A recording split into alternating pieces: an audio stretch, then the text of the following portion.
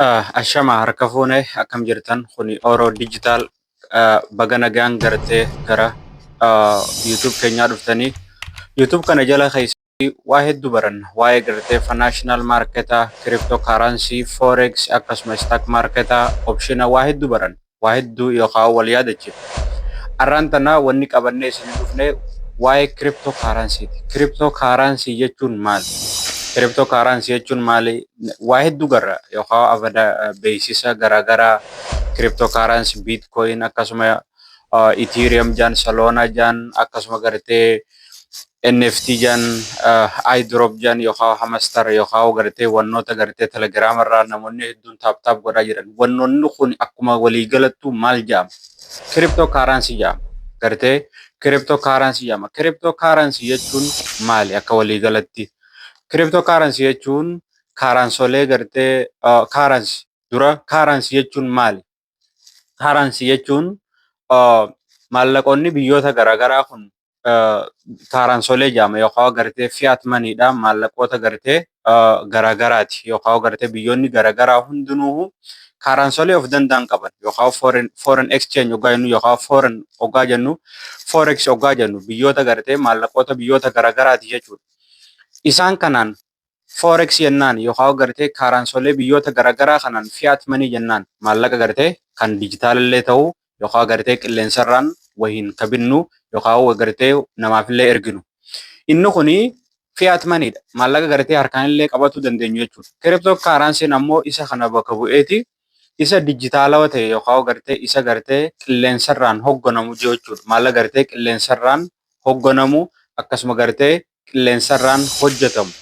Cryptocurrency jechuun kaaransii dijitaalaa jechuudha. Yookaan gartee maallaqa tokko kan dijitaalawaa ta'e harkaan qabatu kan hin dandeenye kan wahiinis bituu dandeenyu waliifis erguu dandeenyu akkasuma gartee investillee keessa godhuu dandeenyu jechuudha karaa gabaabaadhaan. Cryptocurrency kuni qaama sadaffaan hin hogganamu yookaan decentralized jechuudha. Akkuma reefu walii ibsuu yaadne maallaqooleen gartee yookaan gartee kaaraansoleen biyyoota garaagaraa kuni centralized jechuudha. Hoggana qaba akkasuma gartee central bankiitu hoggana mootummoolee hogganaa sadii qaba jechuudha. Cryptocurrency ammoo bakka kanaan adda addummaa qaba jechuudha. Adda addummaa qaba decentralized jennaan hogganaa hin qabu yookaan gartee qaama sadaffaa hin hogganamu. Hogganaan isaa eenyu? Cryptographiin hogganamu yookaan internetaan hogganaan isaa yoo habeetu taate suma jechuudha. Cryptocurrency fi gartee kaaraansolee gartee yookaan maallaqoota biyyoota garaagaraa kana garaagarummaa gurguddaa qaba. Garaagarummaan isaa tokko namni dhuunfalleen hojjetu danda'a yookaan uumuu danda'a. Atilleen uumuu dandeessi jechuudha. Anilleen uumuu ni danda'a. Garuu maallaqoota biyyoota garaagaraa yookaan fakkeenyaaf amma doolaara ati uumuu dandeessaa uumuu ni dandeessu garuu itti hojjetuu ni dandeessa. Ittiin hojjetuu ni dandeessa. Garuu kaaraansolee biyyoota garaagaraa kana namni dhuunfaa hin uumuu jechuudha. Cryptocurrency namni dhuunfalleen uumuu danda'a jechuudha. Yookaan atilleen uumuu dandeessa. Create godhuu dandeessa jechuudha. Crypto tana kan mataa ofii kan maqaa keetti godhattee uumuullee ni dandeessa jechuudha. Cryptocurrencyidhaa fi maallaqoonni biyyoota garaagaraa kuni garaagarummaa qaban. Inni takka guddaan cryptocurrency kuni iskaamaroonni itti fayyadaman ittiin nama iskaam godhuudhaaf maaliif decentralized waan ta'eef yookaan hogganaan gartee yookaan qaamni gartee lammaffaa tokko yookaan sadaffaa tokko kan isa hogganu hin jiru yookaan kan isa daawwatu hin jiru. Cryptocurrency kana iskaamaroonni hedduun itti fayyadaman maaliif decentralized waan ta'eef. Asirratti wanni hubatuu qabdan cryptocurrency 99% akka iskaamaratti daataan yookaan gartee information hedduun ka'a. Maaliif decentralized waan ta'eef iskaamaroonni itti fayyadamuu danda'an jechuun ittiin nama iskaamuu danda'an. Cryptocurrency kan hojjetamuun maal jennee blockchain irratti hojjetama. Cryptocurrency blockchain irratti hojjetama. Blockchain jechuun maali? Blockchain jechuun 1991 blockchain kun existe yookaan 1991 durallee gartee hojjetuudhaaf qaamoleen hanga tokko walitti dhufanii hojjetan.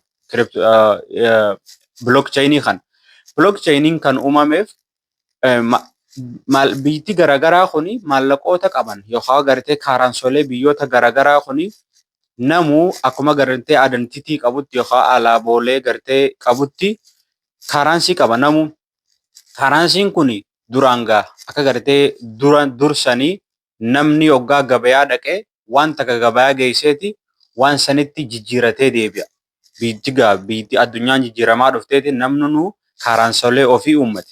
Kaaraansiin kun dhufeeti yookaan fiat maniin kun dhufeeti baankiin dhufee jechuudha. Baankiin kuni kan gartee namuu hoggaa dalagatus hoggaa gartee waa bitus baankii kana fayyadamuu eegale. Maallaqa tokko yoo baafatu dhayite baankiin kun limitii qaba.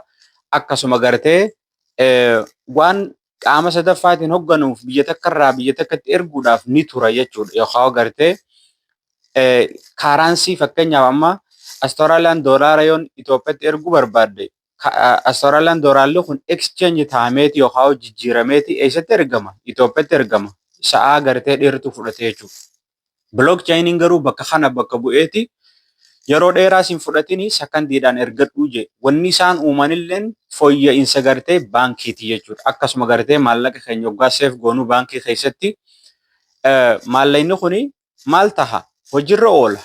Hojiirra waan ooluuf hoggaa dhayitee fudhatuudhaa dhayitee limitii qaban jechuudha. Ammaan tana fudhatuu hin dandeessu booda fudhadhu sinyaan. Fakkeenyaaf 100 takka yoon withdraw godhadha jee baankirraa yookiin qabnu jaanii yookiin gartee sa'aa naa kannan jechuudha. Blockchain ammoo anytime kottu akka gartee namni fandii isaa yookaan gartee ammaawuntii qabu san akka gartee itti fayyadamu isa kana fooyyessuudhaa dhufe. Blockchainiin 1991 uumamee jennee blockchainiin kuni kan gartee kiriptoon kaaraansiin irratti uumamu jechuudha yookaan tiraanzekshinaas kan gaggeeffamu gartee namni uumuu barbaadus ichirraan gartee kan uumu jechuudha.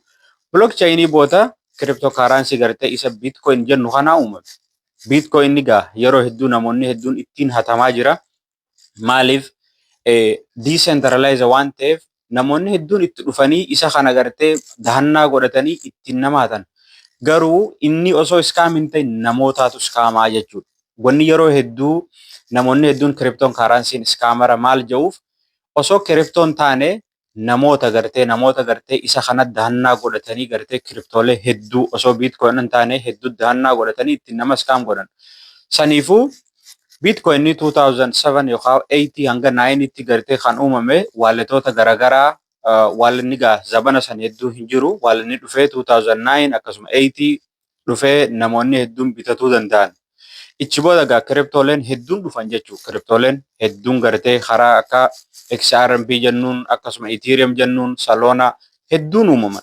Saniifuu kiriptooleen kuni akkuma gartee biitii garaagaraa kaaraansolee hedduu qabdutti kiriptooleen hedduudha jechuudha. Akkasumatti heddummaata.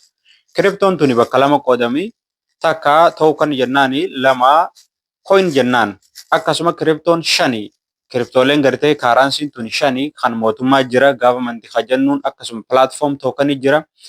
Kiriptoolee tanas viidiyoo tana sa'a gabaabseen isinii waraabuu yaade siiriin gartee kiriptoo kaaraansii yookaan viidiyoon kiriptoo kaaraansii jettu hanga gartee kiriptoon kaaraansiin maalirraa akka gartee hanga bituu dandeenyutti viidiyoon teenya itti fufti. Tunillee yoo gabaabdu taate tatti aantu gartee kiriptoon kaaraansiin maalii eega beeyne eessarratti isiin tun bitama gartee akkamitti eessarratti hojjetamaa eega laalle blockchainiidhaa fi kiriptoo kaaraansii eega laalle kiriptoon kaaraansii tun eessa bitamtii fi gartee waaltota garaagaraa exchangeota garaagaraa laalleeti hanga gartee waliin bituu dandeenyutti waliin yaana viidiyoo teenya like share godhaa akkasuma YouTube keenyallee subscribe godhaa nagannuu jiraadhaa.